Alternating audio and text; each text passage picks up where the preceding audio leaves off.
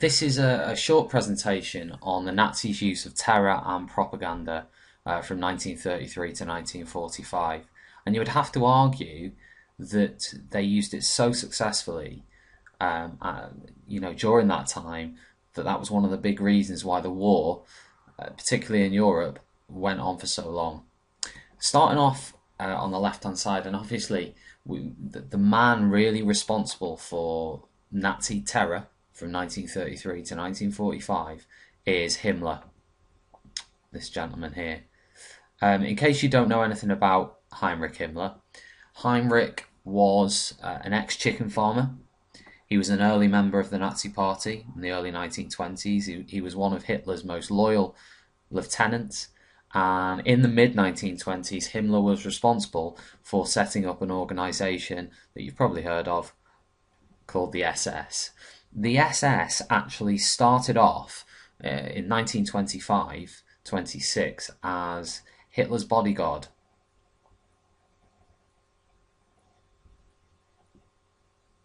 But it actually later went on to become a number of other things. So from 1934 onwards, it began to develop into a much bigger and more complex organisation. Towards the end of the 1930s, it incorporated the Death's Head units. The Death's Head units were responsible for the concentration camp structure, for manning camps like Dachau, the first concentration camp that was set up in 1933, and others thereon. Their units were responsible for the administration, for the control of the concentration camp structure, therefore perpetrating terror on not only the population of Germany, but also on the occupied territories, because the last place you wanted to end up was in a concentration camp ran by the SS, who of course were ruthless. They were fanatical Nazis. They believed 100% in what they were doing. And the third, in fact I'll number these, the third one that's really kind of important was the WaffenSS. And the Waffen-SS came to more prominence after 1939 because they, of course, were part of the German army. One thing to make absolutely clear: the Wehrmacht, the standard German army, the German army of professional soldiers, they were very different to the SS. A lot of those soldiers weren't Nazis for a start, so their attitude towards the Waffen-SS, these were fanatical, Nazis, most of them.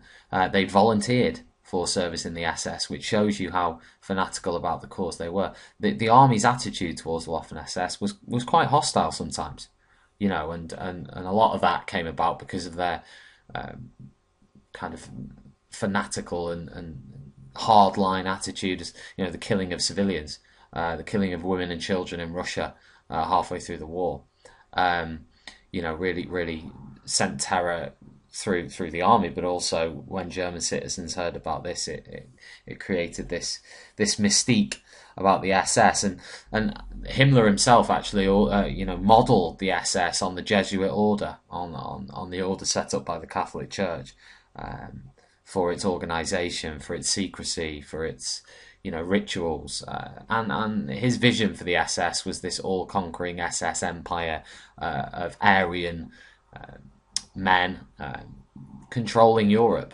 essentially. But the SS was just one aspect of Nazi terror. As I've already mentioned, you have the concentration camp structure.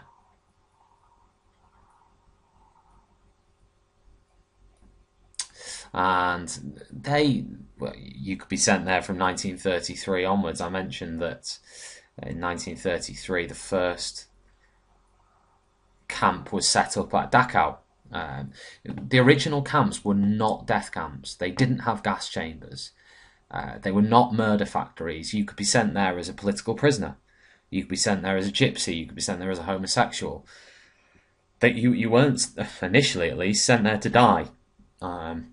A lot of people, of course, did die because they were forced to, do manual labour, really, really hard labour. But they weren't put into gas chambers. They weren't summarily executed. in the early days at least. Of course, camps like Dachau during the war became, just as notorious as Auschwitz or some of the death camps with gas chambers in them. And of course, German people knew, because I mean, Dachau was in Germany. A lot of the death camps were in Poland, but the concentration camps, a lot of them were in Germany. So the German people didn't want to go there. You didn't want to end up there, and there was that fear factor, and it was a deterrent for a lot of opposition groups who understood the consequences of getting caught and understood the consequences of what could happen to them.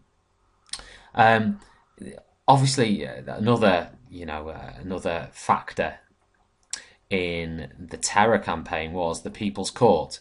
It was led by a gentleman called Roland Freisler. He was the chief judge in the People's Court. It was essentially a Nazi court. The judges were Nazi, the solicitors were Nazi, there was no jury, the members of the gallery were Nazis, the sentences passed out were draconian, they were harsh, there was lots of death penalties handed out. Basically, there was no justice. The most famous, you might want to read about it, but one of the famous cases conducted in the People's Court was that of Sophie Scholl, Anna Briller-Hans, who opposed the Nazis and were treated, mercilessly. There was no justice there was no fairness about the trial. So the People's Court in itself was an instrument of terror. You knew that if you were suspected of opposing the Nazis, if you were caught giving out leaflets or putting graffiti on walls, then you could end up in the People's Court, and the likelihood is you could get the death penalty, or you could get some 20 years hard labour in a concentration camp. You don't want to end up in that situation. And beyond that, of course, is probably one of the most famous instruments of Nazi terror, which was the Gestapo, which was a growing organisation in the 1930s. By 1940, it had 40,000 operatives operating across Europe. Of course, the war started in 1939, but even before then, it was a very powerful and strong organisation. What was it? It was essentially a secret police. There was no uniform.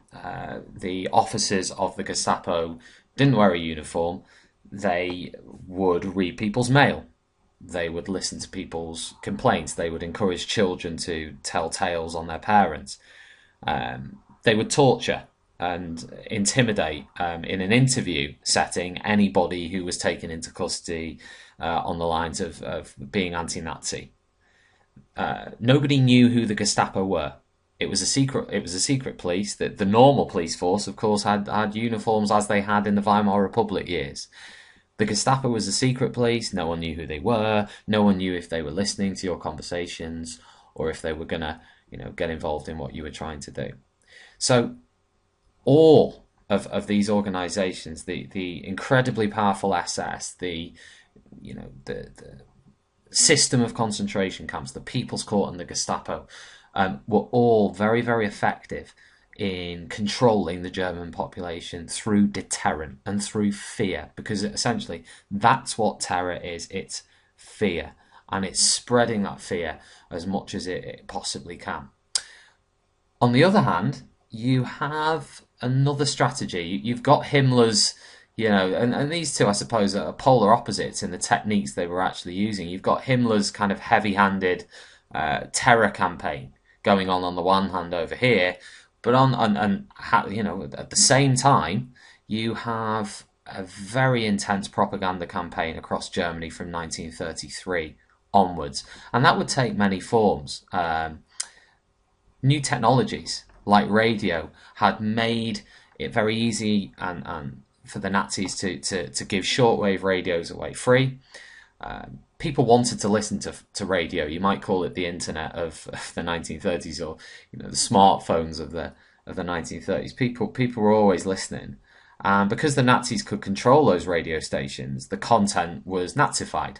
Hitler's speeches, Hitler's favourite songs, Goebbels' speeches, propaganda stories, actual dramas acted out with a propaganda message. Posters. Loudspeakers. They actually installed loudspeakers on the ends of many streets. They would churn out Hitler's speeches. They would churn out updates and news. Of course, a lot of it manipulated or falsified.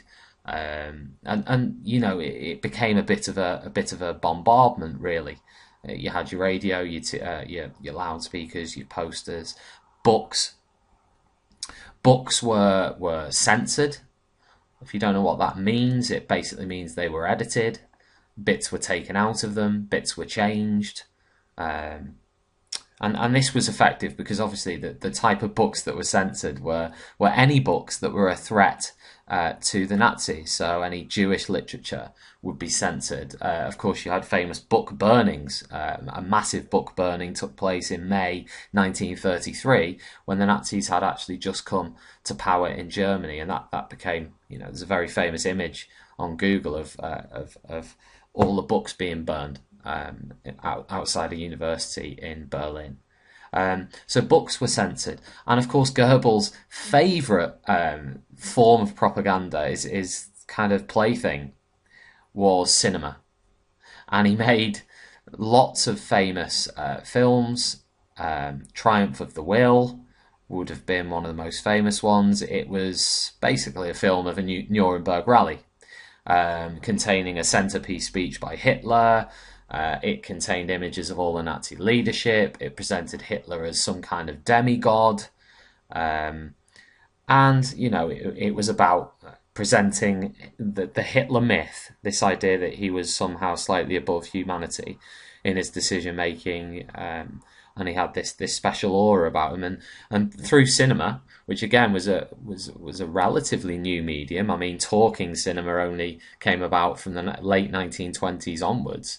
So the Nazis really utilised this new technology, and Goebbels, which is this gentleman here, was obviously incredibly important in that, in the sense that he was the proponent, he was the man with the ideas when it came to what they were going to do. And of course, the last one is newspapers.